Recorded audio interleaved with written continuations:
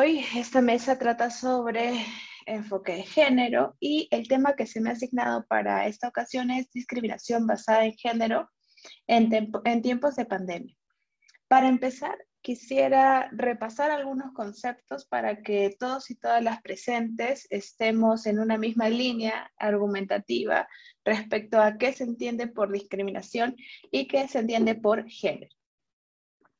En primer lugar, la discriminación desde mi punto de vista, desde los estudios que he realizado y también desde la normativa internacional y nacional, es la conjunción de dos elementos. Por un lado, el trato diferenciado, alguna preferencia, alguna exclusión que se haya realizado en base a un motivo prohibido.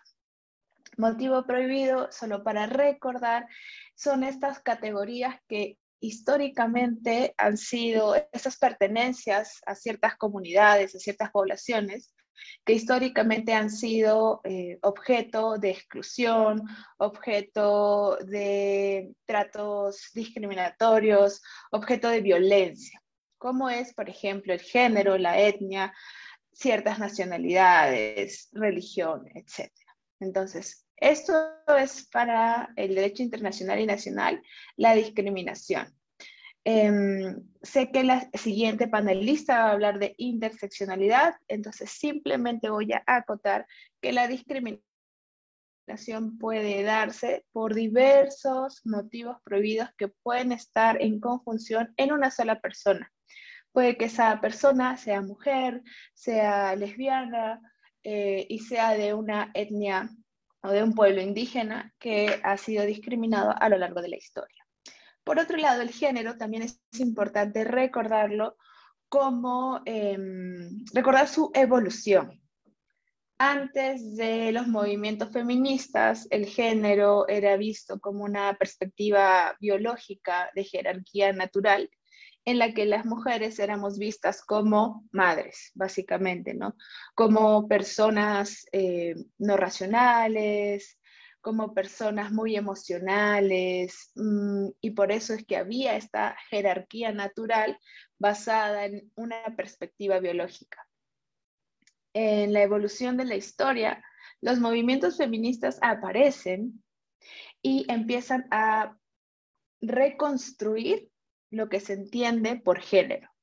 Y ahora, género es entendido como una construcción social. Es decir, que es la sociedad la que va asignando ciertas identidades, funciones y atributos a las características biológicas. No hay una jerarquía natural, sino que estamos hablando de una construcción social. Por tanto, el género y lo que se entiende por género va a depender de cada cultura. Por eso es que en algunas culturas ser mujer se entiende de determinada manera que en otras. Además, es importante tener en cuenta que el género también abarca la diversidad, es decir, la identidad de género. Cuando hablamos de género no solo estamos hablando de mujer, sino también de las personas LGBTI. Es así que cuando hablamos de discriminación por género, debemos diferenciarlo de discriminación hacia las mujeres, que es una igualación que se suele hacer. Discriminación por género. Las mujeres son violentadas, las mujeres son discriminadas en el trabajo, las mujeres son discriminadas en salud, etc. Si bien es cierto que las mujeres somos parte de esta categoría de discriminación basada en género, ya a nivel internacional, y también estamos avanzando poco a poco a nivel nacional, la discriminación por género va más allá de las mujeres. También abarca a las personas LGBTI, es decir, las mujeres trans, mujeres lesbianas, hombres trans y en realidad la diversidad derivada del género. Como el género es una construcción social, la etiqueta que ponemos a mujer, hombre trans, no son más que eso, etiquetas que han sido construidas por la propia sociedad, que han sido asignadas por la propia sociedad, porque como seres humanos tendemos a necesitar etiquetar cosas o nombrarlas porque lo desconocido causa miedo. Entonces solemos etiquetar, buscar un nombre para todo, y es ahí que empiezan a nacer estas otras etiquetas, parte de la diversidad del género. Ya no hay una sola forma de ser mujer, de ser hombre, también están las personas queer, las personas no binarias, que también buscan una reivindicación sobre qué es lo que se entiende por género, diferenciándolo de el sexo biológico, que es el sexo con el que nos asignan al nacer, ¿no? Entonces, teniendo en claro estos conceptos, todos y todas y todos los que estamos presentes en este evento, vamos a hablar de qué pasó en pandemia, ¿no? Ya sabemos que la discriminación es un trato diferenciado, preferencia, exclusión basada en un motivo prohibido, que el género abarca toda una categoría y sí, básicamente una categoría de diversidad de personas. ¿Y qué es lo que pasó en pandemia? Una de las medidas que quería traer a colación es el pico y género. No sé si lo recuerdan. A inicios parece tan lejano, ¿no? Han pasado 2 años y siento que hubieran pasado como 10. En el 2020, para poder disminuir el flujo de gente en los mercados, el expresidente Vizcarra dictaminó la medida denominada pico y género. Las mujeres salíamos, creo que martes, jueves y sábado, y los hombres lunes, miércoles y viernes. El domingo era cuarentena absoluta. ¿Qué es lo que generó este pico y género? Por un lado, estereotipos. No sé si recuerdan los memes, ¿no? Cuando vas a la lista del mercado y tu marido, en vez de perejil, te trae lechuga, ¿no? Hubo una burla que es típico también del humor peruano respecto a que los hombres no iban a saber qué comprar y que como se trata de cosas del mercado, deben ser las mujeres las que deben ir, entonces no debería estar esta restricción porque no va a funcionar. Estas burlas son un reflejo de nuestra cultura también y de que tendemos a pensar aún hoy en el 2021, 2020, siglo XXI, que los hombres no son funcionales, lo suficientemente funcionales para ir al mercado y saber diferenciar un perejil de una lechuga, o que todas las mujeres sabemos esa diferencia. Yo, siéndole sincera, aprendí esa diferencia en pandemia. Yo no sabía la diferencia entre las hierbas y todo esto. Entonces, todos esos imaginarios todas esas ideas que existen en el imaginario social no son más que un reflejo de la existencia de estereotipos de género. ¿Qué son estos estereotipos de género? Son básicamente ideas preconcebidas que tenemos respecto a lo que debe ser una mujer, debe ser un hombre, sí, básicamente ese binarismo en el que aún vivimos, ¿no? Y muchas veces estos estereotipos de género invisibilizan a las personas no binarias o las personas queer.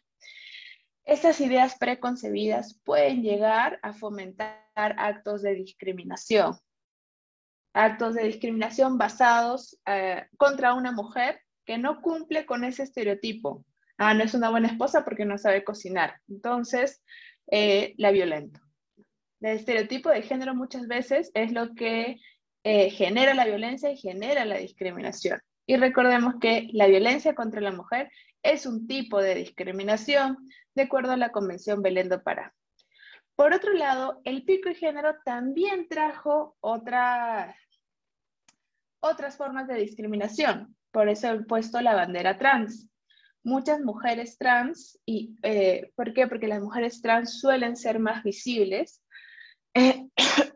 sufrieron actos de discriminación, pues los policías, no sé si recuerdan, algunos funcionarios policiales cuestionaron su identidad de género y le dijeron que debían salir en el Día de los Hombres porque su DNI dice masculino. Mujeres trans cuyo DNI no contaba con el cambio de nombre y de sexo, el cual es un proceso muy difícil de conseguir en nuestro país. Yo lo he llevado en la práctica y son años de pelea.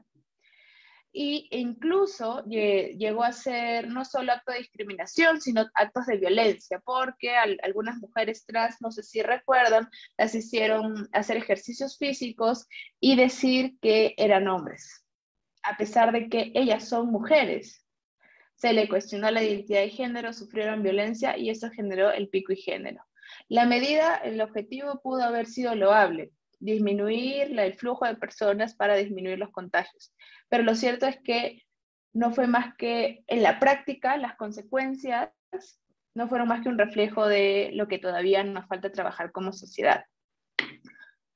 ¿Qué más pasó en pandemia respecto a la discriminación basada en género? Durante elecciones, porque elecciones generales fue durante pandemia, se vio un caso de discriminación por identidad de género. En la imagen, estoy presentando en el PowerPoint una imagen en la que aparecen dos personas. En el lado izquierdo está Frank Karklek, quien era un candidato congresal por Renovación Popular, y a la derecha está Gaela Cari, también una candidata congresal. ¿Qué es lo que pasó? Durante un debate, Frank Karklek, siempre se me dificulta pronunciar el apellido, disculpen si lo estoy pronunciando mal, discriminó a Gaela. ¿Por qué? Porque empezó a cuestionar su identidad de género como mujer e incluso hizo pública su nombre social, su nombre legal, perdón, es decir, el nombre que aparece en el DNI, cuestionando su identidad y señalando que Gaela es su nombre. Esto fue hecho por un ex candidato congresal. El Tribunal de Honor del Jurado Nacional de Elecciones sacó una resolución señalando que esto se trata de un acto de discriminación y exhortó al candidato a evitar cualquier tipo de declaración de ese tipo. Esta resolución del Tribunal de Honor es un gran aporte. ¿Por qué? Porque nunca antes se había pronunciado sobre el tema. Entonces ya crea un precedente, si bien no hubo una sanción monetaria, porque el Tribunal de Honor no puede hacer ese tipo de sanciones, no está en la facultad de hacer eso, sí marca un precedente para que en las próximas elecciones, y de hecho ya se vienen en octubre, se evite cualquier acto de discriminación por identidad de género. Nuevamente, las elecciones congresales en pandemia también reflejaron los actos de discriminación que son normalizados por nuestra sociedad, ¿no? Incluso la periodista, pues creo que pudo manejar mejor la situación y defender la identidad de género de Gaela. ¿Qué más pasó? Hablando sobre temas de violencia. Que recuerden, violencia contra la mujer es también una forma de discriminación. Esos son los datos estadísticos del Observatorio de Violencia, en el cual se pueden visualizar, en la pantalla estoy presentando un gráfico en el que se visualiza el número de casos atendidos por año por los centros de emergencia mujer. Vemos una curva ascendente. En el 2009, en todo el año se atendió 40.882 consultas, atenciones, denuncias. En el 2019, 10 años después, se llegó a atender 181.885. Más de 100.000 más denuncias. ¿Por qué? Porque empezó todo, hace 10 años no se hablaba tanto de género, no habían ese tipo de eventos. Entonces, durante estos 10 años se ha ido también concientizando poco a poco la sociedad y las denuncias se han ido visibilizando. ¿Qué pasó en el 2020? Ese número cayó a 100.114.495. ¿Cayó porque hubo menos violencia? No. Cayó porque el SEM cerró sus puertas, porque había cuarentena obligatoria y era a disposición del gobierno que pues ningún organismo funcione porque habían contagios. O sea, se entiende también la medida. Lo que hubo fue ciertos equipos itinerantes del Centro de Emergencia Mujer, pero no hubo atención. Esa es una de las razones que yo considero, es mi hipótesis, que disminuyó pues el número de casos. Porque en el 2021, cuando las cosas empezaron a reabrirse y a tener un flujo de cierta normalidad, subió nuevamente a 100.063.797. ¿Qué pasó con los casos de violencia LGBTI? Estos son el número de casos reportados por el programa Aurora. Cabe señalar que el programa Aurora recién ha empezado a mostrar estadísticas sobre violencia LGBTI en el 2019, ¿no? Entonces, no hay más data anterior. Ese es el problema con discriminación basada en género a personas LGBTI, que no hay data, no se sabe qué está pasando, porque el Estado todavía no genera data confiable y oficial respecto a la situación de discriminación hacia las personas LGBTI. En el caso de mujeres sí hay data desde el 2009, LGBTI solo tenemos 3 años. En el 2019 se reportó 122 denuncias y en el 2020 bajó a 58. En el 2021 subió a 132 y este bajón también considero que se debe a que el Centro de Emergencia Mujer y las comisarías pues estuvieron cerradas, ¿no? Entonces, ¿qué pasó en pandemia? Pues las mujeres y las personas LGBTI se vieron muchas de ellas obligadas a estar en una casa con familiares o parejas que violentan a estas personas y no tenían a dónde acudir. ¿Por qué? Porque había cuarentena obligatoria y todo estuvo cerrado. Entonces, ¿qué pasó en pandemia? La discriminación basada en género, desde mi punto de vista, se agudizó, pues no había una respuesta del Estado. No había una respuesta del Estado. Y también es que era un contexto sin precedentes, ¿no? ¿Quién iba a imaginar que en el 2020 pues iba a estallar una pandemia mundial y que no sabíamos cómo manejarla?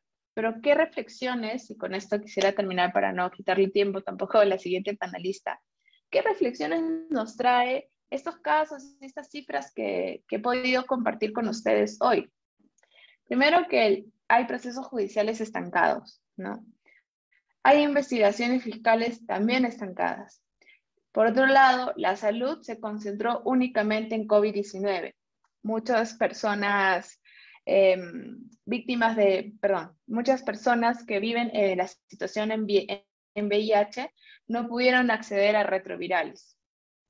Muchas personas LGBTI están en situación de VIH justamente porque el mercado laboral a veces se reduce únicamente al trabajo sexual, en el caso de mujeres trans, y no podían acceder a los retrovirales, no podían acceder a procesos de transición hormonal. Creo que también se visibilizó el problema de la centralización. Yo actualmente vivo en Cajamarca, que es mi ciudad natal. Y claro, la diferencia de atención en salud en Cajamarca y en Lima es diferente. La escasez de oxígeno, todo eso se vive diferente. Y creo que la pandemia nos debe también traer a reflexionar sobre la necesidad de descentralizar ese tipo de eventos, por eso que bueno que sea por Zoom, la salud, qué se entiende por discriminación basada en género, absolutamente todo, ¿no? Es necesario también salir de Lima. Y además creo que otra de las cosas que nos hace reflexionar la pandemia es que seguimos sin data suficiente. Seguimos sin saber qué está pasando. Discriminación basada en género hay, pero no tenemos suficientemente data. ¿Qué es lo que pasó con estos casos de violencia? ¿En qué quedaron? Yo he hecho pedidos de acceso a la información al Poder Judicial como parte de algunas consultorías que hago y los casos ¿cómo se dice? Los cuantifican o no los separan por género. Es decir, yo no sé cuántos casos, cuántas demandas han sido presentadas por personas LGBTI por temas de discriminación, ni tampoco por mujeres, porque no hay una desagregación de esa data. Entonces, sin data suficiente, ¿cómo planteamos medidas? Entonces, frente a ello, quisiera darles algunas ideas. Primero, reitero, yo me pongo en la posición de las organizaciones públicas, de los presidentes que hemos tenido en estos 2 años, y debe ser bien difícil manejar la situación. No me imagino cómo la podría manejar, ¿no? No obstante, estos cargos públicos tienen una gran responsabilidad y por tanto hay una necesidad de incluir el enfoque de género en todas las actuaciones estatales, porque no solo es un trabajo, es un servicio. El trabajar en los organismos públicos es un servicio, es estar al servicio de las personas.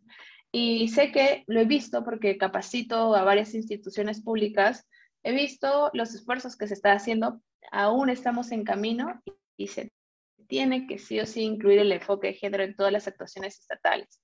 Ante situaciones de emergencia, control de desastres, entre otras situaciones complejas, se requiere de respuestas rápidas, pero también pensadas desde el enfoque de género interseccional, que hablará la siguiente panelista, y derechos humanos. Si no, ¿qué tenemos? Este tipo de casos que hemos contado hoy brevemente en el espacio que se me ha dado.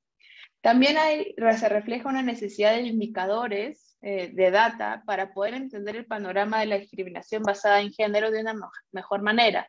Y por último, con eso cierro, creo que hay una necesidad de coordinación con organizaciones de sociedad civil. Sociedad civil es quien recoge data, sobre todo en LGBTI. Como no hay data, muchas personas activistas LGBTI recogen la data de manera, perdón, en Lima, en provincia, de manera alternativa al Estado. Entonces, esto permite tener al menos un reflejo de lo que podría ser. El Estado debe empezar a coordinar más con organizaciones de sociedad civil, no vivir en una pelea, sino creo que todos buscamos el mismo objetivo, tener un país mejor, más inclusivo, un país donde se vive en armonía. Creo que nadie me puede decir, no, yo no quiero eso. Entonces hay que empezar a trabajar juntos. Y bueno, con estas ideas cierro la ponencia. Muchas gracias y le doy pase a la siguiente panelista. Gracias.